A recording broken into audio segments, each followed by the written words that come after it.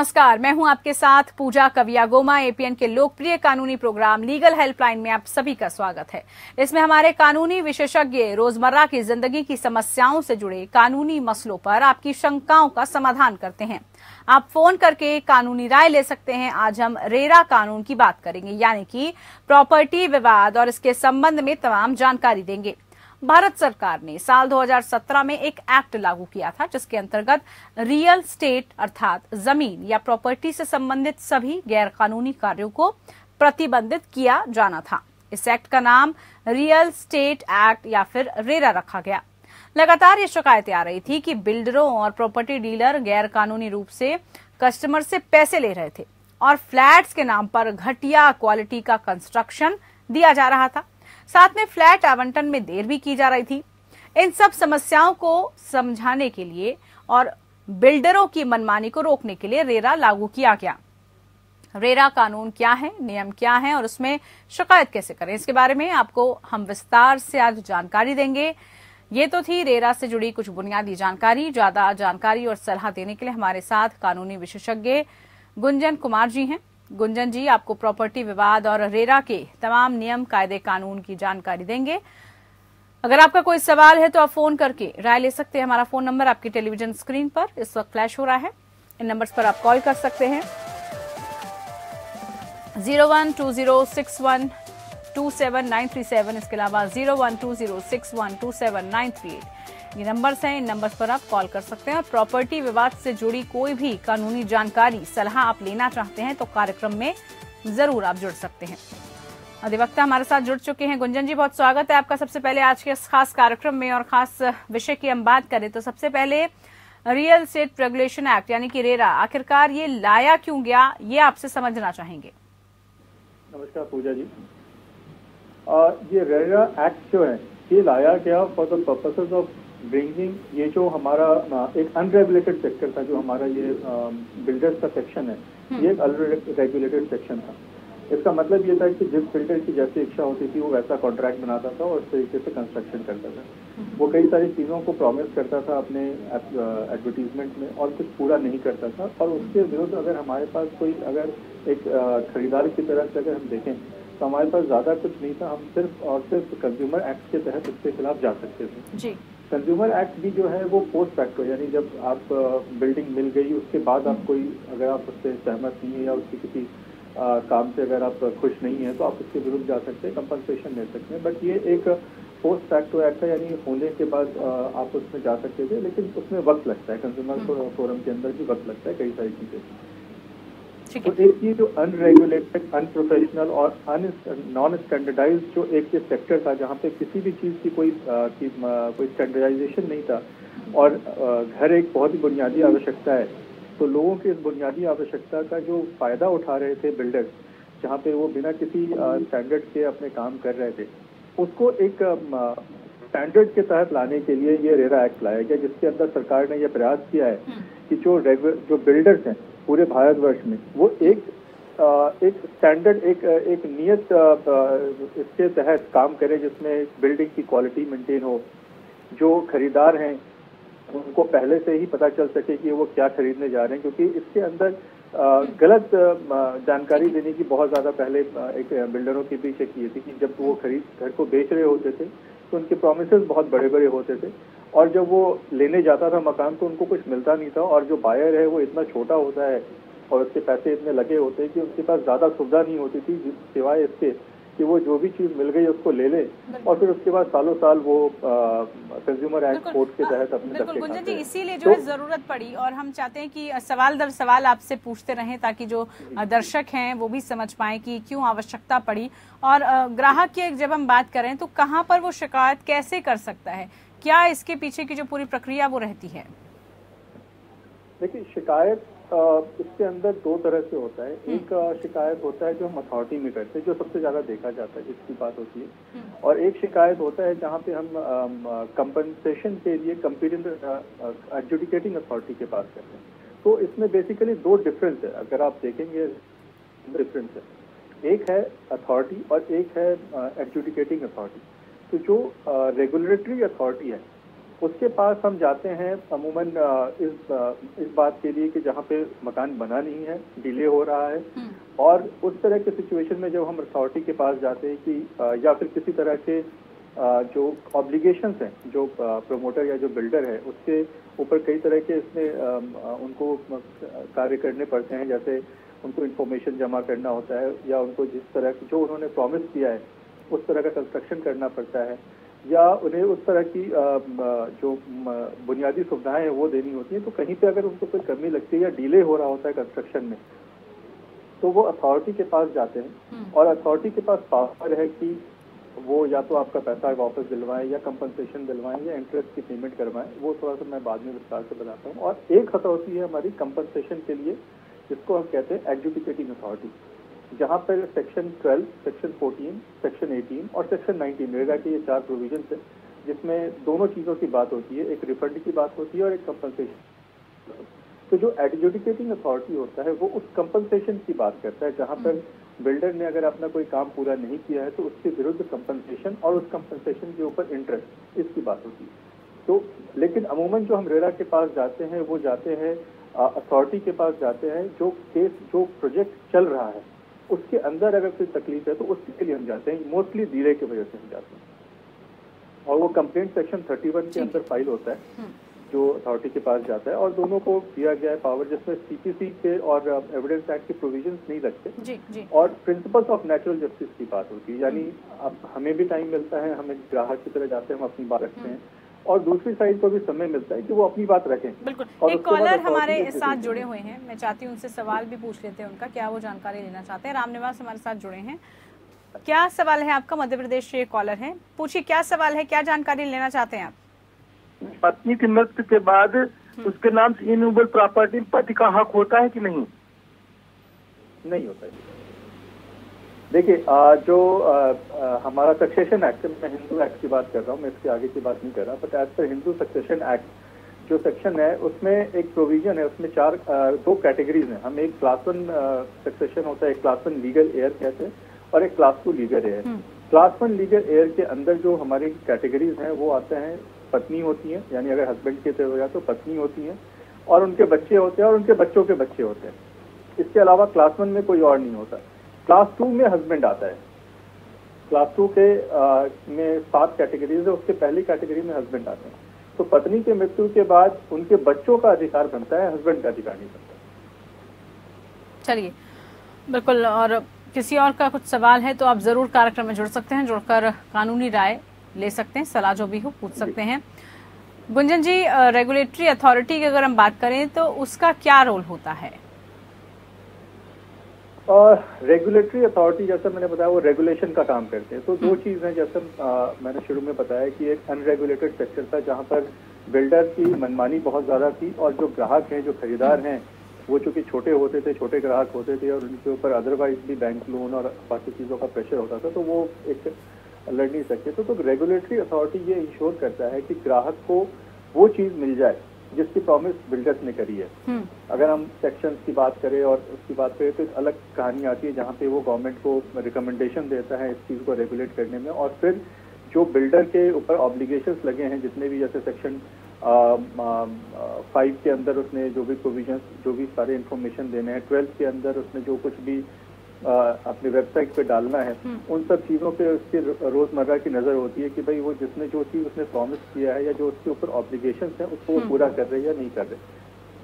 ये regulatory authority का एक फंक्शन है जो उसका रेगुलेशन का काम है। और सेकंड काम होता है जहाँ पे जब किसी ग्राहक के साथ कोई तकलीफ होती है, उसे किसी प्रकार की समस्या होती है, तो वो ग्राहक कहाँ जाए। पहले जैसे की बात थी, जैसे मैंने कहा, इस रेरा एक्ट से पहले हमारे पास एक ऑप्शन था कि हम कंज्यूमर फोरम जाते थे, बट कंज्यूमर फोरम एक स्पेशलाइज्ड फोरम नहीं है, जिसकी वजह से कई बार वहाँ पे समय ज्यादा लग जाता था। तो रेरा जो है, क्योंकि इसके तहत ही वो प्रॉपर्टी रजिस्टर होता है, तो रेरा एक्ट के तहत जब हम रेगुलेटरी अथॉरिटी के पास जाते हैं तो रेगुलेटरी अथॉरिटी इस बात के लिए ज्यादा सक्षम होती है कि वो प्रोजेक्ट, क्योंकि उसने प्रोजेक्ट को पहले भी इवेल्युएट किया होता है, तो वो प्रोजेक्ट की इवेल्युएशन जो उसने परमिशन दी होती है उस हिसाब से करते हैं, और अगर किसी तरह की कोई कमी होती है तो वो उसके लिए जो एक उपयुक्त डायरेक्शन देने के लिए उनके पास अधिकार है। इंटरिम डायरेक्शन दे सकते हैं कि जैसे बिल्डर को कि आप ये काम करो या ना करो, अगर उनको लगता है कि इस काम से ये जो प्रोजेक्ट है उसके अंदर किसी तरह की समस्या आ सकती है। तो ये सारी चीजें हैं। बिल्कुल, काफी तफसीर से आपने बताया है कि क्या कुछ उसके अंतर्गत आता है। अब गुंजन जी, अगर शिकायत करने पर जो रेरा है वो कार्रवाई क्या करती है, ये भी एक बड़ा सवाल है कि क्या उसकी तरफ से कदम उठाए जाते हैं ताकि अगर कोई जाए रेरा के पास तो उसको ये उम्मीद बंधे कि भाई इस पर जो है कार्रवाई होती है। देखिए, रेरा के पास जो अधिकार है मुख्यतः वो दो तरह के अधिकार हैं, और या उसके पास दो तरह की शिकायतें भी जाती हैं। जैसा मैंने बताया, एक शिकायत जाती है जो शुरुआती प्रोविजन से हमारे सेक्शन 5 के तहत, जहां पर रेरा अगर जो बिल्डर है उसमें उनके पास अगर कोई ऑब्लिगेशन है और वो उन ऑब्लिगेशन को फुलफिल नहीं कर रहे और जैसे उनको कोई डायरेक्शन दिया गया और वो उन डायरेक्शन को फुलफिल नहीं करते, तो उन डायरेक्शन को फुलफिल नहीं करने की स्थिति में आप वहाँ पे कंप्लेंट करते हैं और वो जो रजिस्ट्रेशन ऑफ प्रोजेक्ट है वो उसके रजिस्ट्रेशन को कैंसिल कर सकते हैं। जैसे कोई भी प्रोजेक्ट की शुरुआत होती है तो उसके पहले बिल्डर को वो प्रोजेक्ट रजिस्टर करना पड़ता है, उस रजिस्ट्रेशन के बाद ही वो किसी को उस प्रोजेक्ट के बारे में एडवर्टाइज कर सकता है और लोगों से पैसे ले सकता है। लेकिन उस रजिस्ट्रेशन के जो कंडीशन है अगर उसको फॉलो नहीं किया जा रहा तो रेरा जो अथॉरिटी है वो या तो किसी के द्वारा शिकायत करने पे या सुओ मोटो हम कहते हैं, जैसे कि स्वतः भी उसका संज्ञान लेकर के और उसके विरुद्ध कार्रवाई कर सकती है और उसके रजिस्ट्रेशन को रिजेक्ट कर सकती है। और एक बार अगर रजिस्ट्रेशन रिजेक्ट हो गए तो वो बिल्डर के हाथ से वो प्रोजेक्ट निकल जाता है। उसके बाद वो फिर या तो किसी दूसरे के पास जाएगा या अथॉरिटी खुद करेगी या वो जो बायर से उनके एसोसिएशन से कंस्ट्रक्शन कराती है वो एक अलग आस्पेक्ट से आता है। और एक चीज जो अधिकार है रेरा के पास वो है कि जब रेरा के पास जाता है कि डिले इन प्रोजेक्ट के लिए, कि प्रोजेक्ट में डिले हो गया या कोई चीज उनको नहीं दी जा रही है, तो ऐसे कंडीशन में भी रेरा उनका संज्ञान दे सकती है, डायरेक्शन दे सकती है और जरूरत पड़ने पे उनके अगेंस्ट विरुद्ध पेनल्टी और इंटरेस्ट दोनों का प्रोविजन है, वो दोनों तरह की चीजें दे सकती है। तो रेरा उस प्रोमोटर के विरुद्ध पेनल्टी भी लगा सकता है और उसके विरुद्ध अगर पेनल्टी के साथ साथ वो अगर जरूरत समझे तो उसके ऊपर वो इंटरेस्ट का भी इम्पोजिशन करता है। ठीक। आज हम बात कर रहे हैं रेरा की, उससे जुड़े कानून की और कैसे उसकी सहायता ली जा सकती है। हमारे साथ खास मेहमान अधिवक्ता जुड़े हुए हैं, उन्हीं से हम सवालों का सिलसिला आगे बढ़ाते हुए अब बात करते हैं फ्लैट या संपत्ति के बुकिंग की राशि के बारे में। जो नियम है उसके बारे में बताएं। नियम है कि रेरा अधिनियम आने से 10% से अधिक भुगतान के लिए डेवलपर्स को अब समझौता करना पड़ेगा। क्या इसका पूरा प्रोविजन है सर? हाँ पूजा जी, ऐसा है, जब रेरा नहीं आया था तो उसके पहले बुकिंग के बेसिस पे, यानी जो अलॉटमेंट लेटर होता है उसके बेसिस पे वो कई बार पेमेंट लेते थे और एग्रीमेंट जो होता है वो काफी लास्ट में करते थे। तो बुकिंग से एक जो हमारा राइट क्रिएट होता है वो उस हद तक नहीं होता, बट एग्रीमेंट टू सेल जब हम करते हैं तो हमारा राइट क्रिएट हो जाता है। ट्रांसफर ऑफ प्रॉपर्टी एक्ट से भी हमारे ऊपर अधिकार हम पे लागू हो जाते हैं, हम उसमें कर सकते हैं। तो रेरा आने के बाद एक प्रोविजन किया कि आप 10% से ज्यादा पैसे आप नहीं ले सकते जब तक कि आपने एक एग्रीमेंट टू सेल रजिस्टर नहीं कर दिया या साइन नहीं कर दिया। एग्रीमेंट टू सेल रजिस्टर होने की आवश्यकता वैसे नहीं होती, तो एग्रीमेंट टू सेल साइन होना वो इम्पोर्टेंट है। बिना एग्रीमेंट टू सेल साइन किए आपने 10% से ऊपर पैसे नहीं ले सकते, इसके ऊपर उनका एक ऑब्लिगेशन है। और अगर 10% से ऊपर के वो डिमांड करते हैं बिना एग्रीमेंट साइन किए तो उनके विरुद्ध कार्रवाई हो सकती है, जिसमें कंपनसेशन या पेनल्टीज की बात आती है, इंटरेस्ट की बात आती है, जो कि फिर वापस से एडजुडिकेटिंग अथॉरिटी के पास चला जाता है। ठीक है जी, आगे बढ़ते हैं, बात कर लेते हैं प्रोजेक्ट के वितरण की, जिसमें देरी पर जो मुआवजे का प्रावधान है वो किस दर से मुआवजा तय होता है सर, और क्या बिल्डर को ब्याज भी देना पड़ता है उसमें, किन हालातों में जो मुआवजा है उनको मिलता है, और मुआवजा नहीं मिलने पर बिल्डर पर क्या कार्रवाई की जा सकती है?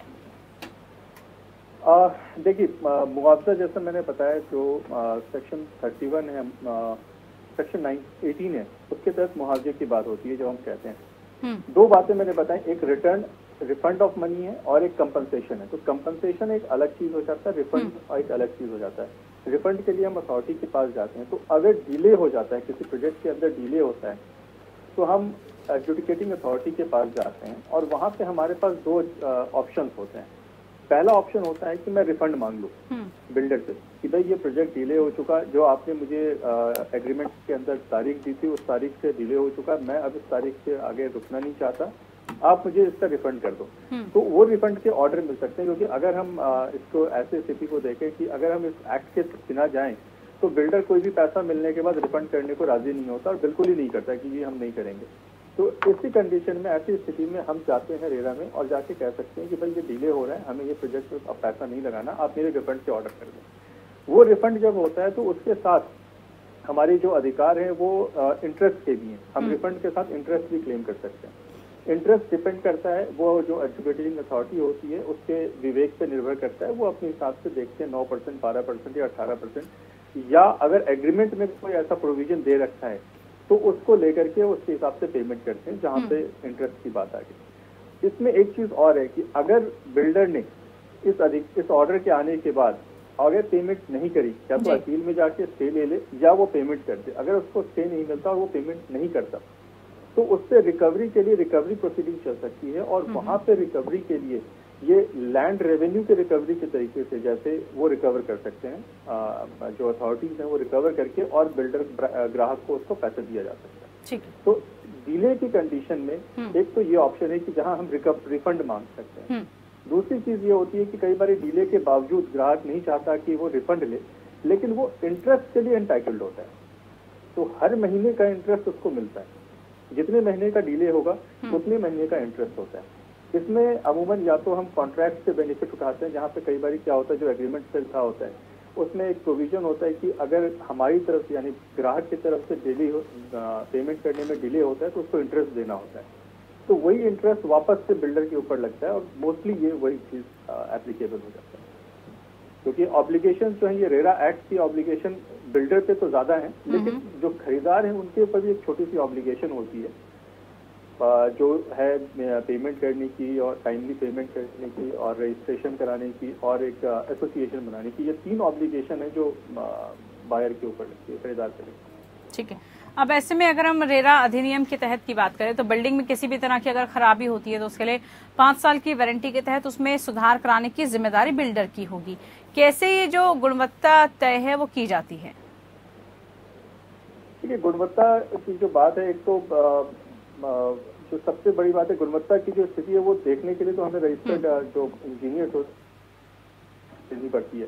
तो अगर आपको लगता है कि गुणवत्ता सही नहीं है तो आप कंप्लेंट करते हैं और उसकी फिर टेस्टिंग होती है, अथॉरिटीज के द्वारा टेस्टिंग कराई जाती है और उसके बेसिस पे गुणवत्ता की जांच होती है कि भाई जो उन्होंने गुणवत्ता की बात करी थी, अपने उन्होंने प्रॉमिस किया था, वो है या नहीं है, और अगर नहीं है तो उसको उन्हें ठीक कराना पड़ता है। ये एक ऑब्लिगेशन उनके ऊपर अलग से कास्ट किया गया। जो पहले प्रोमोटर्स हमने कही गुणवत्ता, जब हम ब्रोशर निकल के आता है जहाँ पे हम खरीदने जाते हैं तो वो बड़ी बड़ी बातें करते हैं कि हम इटालियन मार्बल्स देंगे या हमारी कंस्ट्रक्शन की क्वालिटी होगी। तो 2 चीजें होती हैं, एक तो बेसिक कंस्ट्रक्शन की क्वालिटी होती है, जो उस बिल्डिंग की स्ट्रेंथ, उसकी मजबूती, उसके जो जीवन काल होता है उसको डिराइव करती है। तो वो तो आपने निश्चित करना ही करना है। साथ ही साथ एक दूसरी चीज होती है कि उसकी गुणवत्ता से अलग जो चीज होती है वो होती है कि जो आपने प्रॉमिस कर दिया वो दिया या नहीं दिया। कि जैसे मैं अगर एक विशेष प्रकार की लकड़ी की बात कर रहा हूँ या एक विशेष प्रकार के स्टील की बात कर रहा हूँ तो वो दिया या नहीं दिया, तो उसकी गुणवत्ता की जांच जो है वो एक जो एक्सपर्ट होता है वही करता है, उसकी रिपोर्ट ली जाती है और उसके बेसिस पे डिसीजन लिया जाता है। तो उसको बैलेंस जो हमारे जो मुख्य फर्क एक आया है इस पर्टिकुलर एक्ट के आने के बाद कि पहले जो भी चीज वो एडवर्टाइज करते थे बिल्डर, उसको प्रूव करना बड़ा कठिन था। क्योंकि हम जब वहां जाते थे अपने कंज्यूमर फोरम में तो पहली बात ये होती थी कि आप ये प्रूव करें कि ये उन्होंने प्रॉमिस किया और ये प्रॉमिस के बेसिस पे ही मैंने खरीदा, तभी मुझे उसका अधिकार, उसके जो कंपनसेशन मिलता था। बट अब ये थोड़ा सा चेंज हो गया है। अब ये कहते हैं कि जो चीज भी आपने प्रॉमिस कर दिया एज पर द एक्ट, जो कुछ भी प्रॉमिस कर दिया, जो कुछ भी आपने एडवर्टीजमेंट में डाल दिया, वो पूरा करना उस प्रोमोटर की जिम्मेदारी होती है और नहीं होने की स्थिति में हमें कंपनसेशन का अधिकार हो जाता है। ठीक है, बिल्कुल जैसे आपने बताया है कि प्रॉपर्टी विवाद से जुड़ी जो भी समस्याएं हैं और क्या इसमें जो है बिल्डर और ग्राहक के बीच में जो कुछ भी शिकायत रहती है तो उसका समाधान कैसे है, यही बताने की कोशिश की गई है इस पूरे खास कार्यक्रम में। बहुत शुक्रिया आपका, आप जुड़े हमारे साथ और तमाम समस्याओं के बारे में आपने दर्शकों को बताया और उसका कैसे समाधान निकलता है वो भी जानकारी दी। फिलहाल के लिए लीगल हेल्पलाइन में इतना ही, मुझे दीजिए इजाजत, नमस्कार।